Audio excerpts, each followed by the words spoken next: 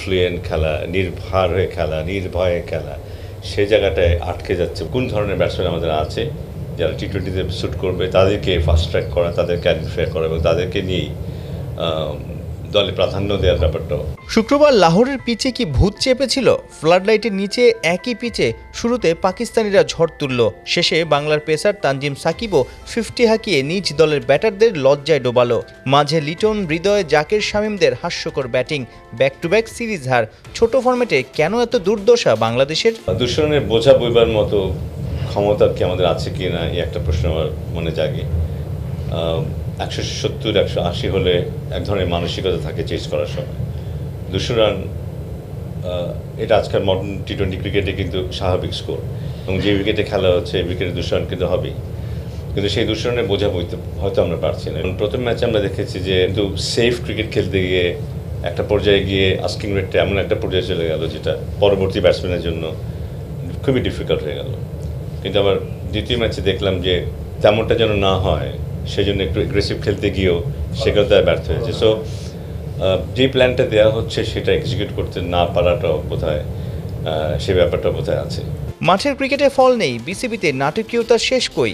দিন দুয়েক আগে সে সময় সভাপতি ফারুক আহমেদের বিপক্ষে অনাস্থা জানিয়েছিলেন 8 পরিচালক। আকরাম খান বাদে সবাই কেন ফারুকের বিপক্ষে দাঁড়িয়েছিলেন?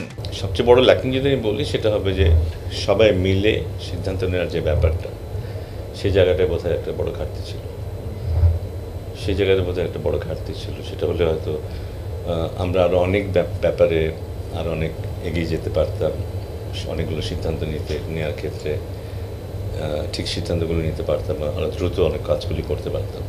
সো একটা পর্যায়ে গিয়ে সব কিছু আসলে থমকেই গিয়েছিল আমি বলবো, এবং খুব বেশি কাজ এগোয়নি ক্রিকেট বোর্ডের। নয়া সভাপতি আমিনুল ইসলাম বুলবুলের বোর্ডে আরও বড় দায়িত্বে নাজমুল আবিদিন। নতুন সহসভাপতি কি ছক আঁকছেন? তো ইনফ্রাস্ট্রাকচারাল ব্যাপারগুলোর দিকে খুব মনোযোগ দিতে চাইব।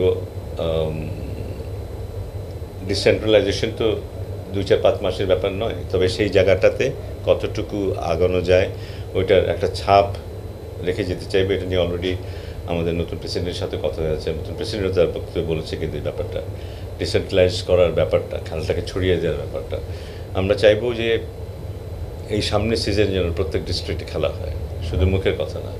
সেখানে যদি অনুদান দিতে হয় ক্রিকেট বোর্ড অনুদান দেবে। ডিস্ট্রিক্ট পর্যায়ে কোনো খেলা হয় না, সেটার ক্ষতিটা কতটুকু হয় এটা অনেকে আমরা ভাবতে পারি না। তো সেটা যেন হয়, সেটার জন্য যে বাধা বিঘ্নগুলো আছে সেটা আমরা দূর করার চেষ্টা করব। আমি জানি সবচেয়ে বড় বাধা হয়তো ফিনান্সিয়াল ব্যাপারটা। লাহোরে টাইগারদের লক্ষ্য এখন একটাই, হোয়াইট ওয়াশ এড়ানো। সাইফুল রূপক, 71, লাহোর, পাকিস্তান।